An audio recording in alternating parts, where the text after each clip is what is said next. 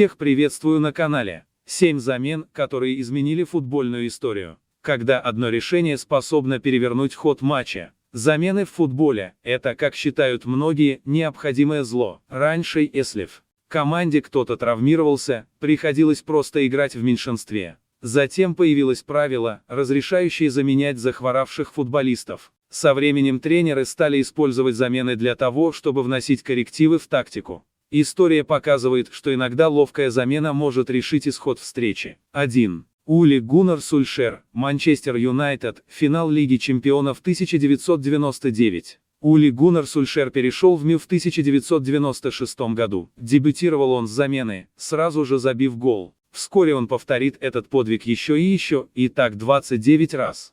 Но самый главный его гол с замены пришелся на финал Лиги Чемпионов 1999 против Баварии.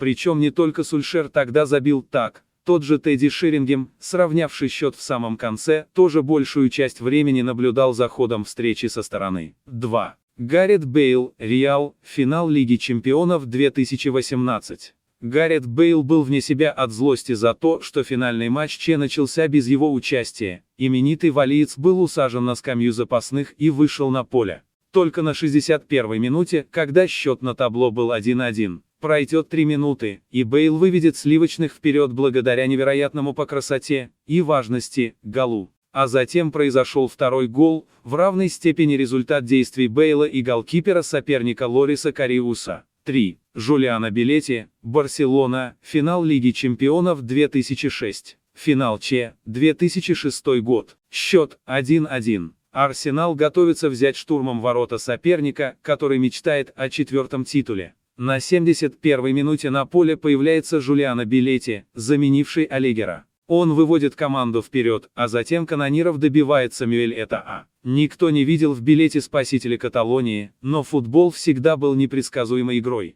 4. Джорджиньо Вейналдум, Ливерпуль, полуфинал ЧЕ 2018/19. В полуфинальном противостоянии с Барселоной Юрген Клопп все делал правильно. Особенно, заменив Эндрю Робертсона на Джорджиньо Вейналдума в перерыве. Именно голландец сделает дубль и выбьет каталонцев из турнира. Результат 4-0, один из лучших камбэков в современной истории Еврокубков. И именно Джорджиньо Вейналдум выступал в качестве катализатора. 5. Эдер, Португалия, финал Евро 2016. Суперзамены случаются не только в Лиге Чемпионов. На Евро 2016 никто не ожидал от Португалии ничего особенного. Даже их капитан Криштиану Роналду травмировался и не смог стать звездой финала. Тут-то на сцену вышел Эдер, до того мало кому известный футболист. Но его гол на 109-й минуте сразу же превратил его в героя нации, и заслуженно. 6. Марио Гётце, Германия, финал ЧМ 2014. Что может быть круче победы на чемпионате мира?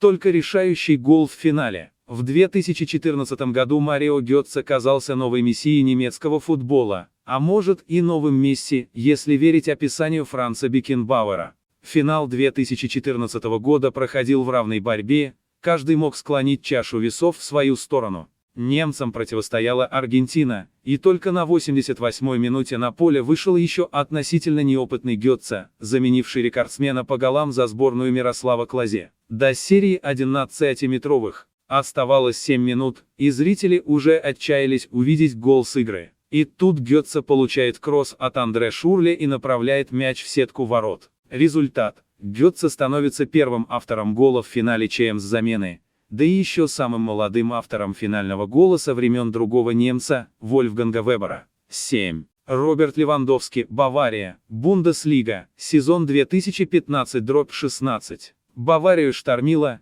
и она уступала Вольфсбургу со счетом 1-0.